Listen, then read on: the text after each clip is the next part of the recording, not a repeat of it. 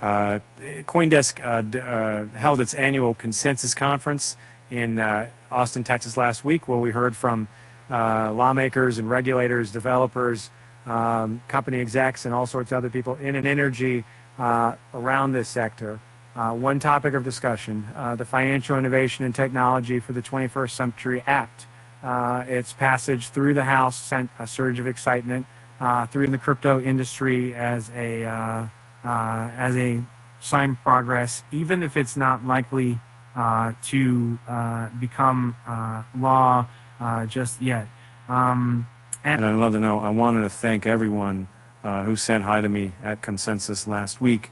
It was great seeing all of you and have cryptos on your States of Crypto, a CoinDesk newsletter, looking at the intersection of cryptocurrency and government.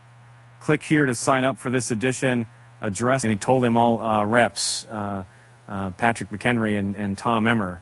And Senator Ron Wyden weighed in of the Financial Innovation and Technology for the 21st Century Act during their various sessions week. Fox 2, one major topic of discussion was the House's passage last month of a Financial Innovation and Technology for the 21st Century Act, a market structure bill that would, if we signed into law, dramatically reshape the regulatory frameworks governing crypto businesses and operations in the U.S.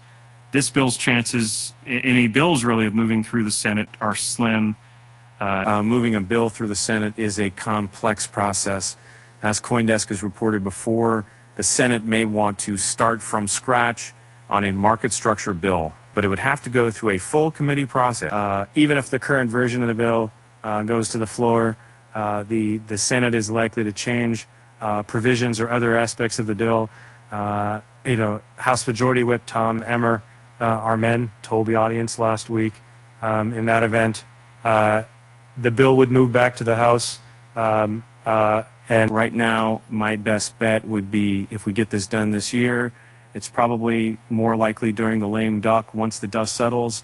And everybody who's seen wearing their jerseys now recognizes we got to get moving on, he said.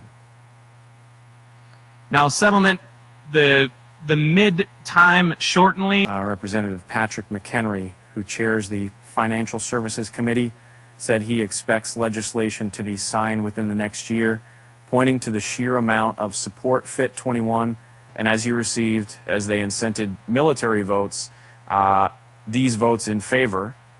The quote, the White House not issuing a veto threat on FIT21 was helpful and good, and it shows that they want to be at the table in policy here.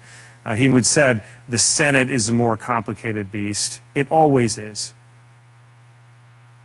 The next step for the bill's proponents, he said, is to reach out to senators about the legislation.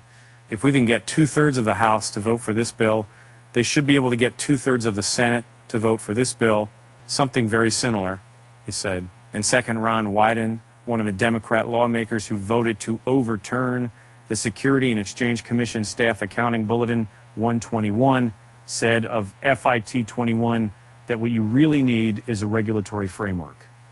That's what Chairman McHenry is trying to do. He said you need to be tough on the scamsters and the rip-off artists. It's unclear how far that bill will move, but I think Chairman McHenry is right to establish a kind of regulatory framework and put a sharper focus on fighting person, regulatory fraud, and rip-off artists, he said. Over the next few weeks, this newsletter will include transcripts from some of the conversations held at Consensus, and Wall Street asked Biden not to veto Congress's rejection of SEC crypto policy. A group of lawmakers and a group of banking organizations sent 2 separate letters to U.S. President Joe Biden on Friday, asking him to sign House Joint Resolution 109 to overturn the SEC's Staff Accounting Bulletin 121 instead of vetoing it, as he had threatened to. U.S. President Biden vetoes resolution overturning SEC guidance. U.S. President Joe Biden vetoed HJ Res 109 on Friday, as he had threatened to. the Terraform do quant agree in principle to settle fraud case with SEC. After a jury found Terraform Labs and Do Kwon liable for fraud, the company has come to an agreement with the SEC.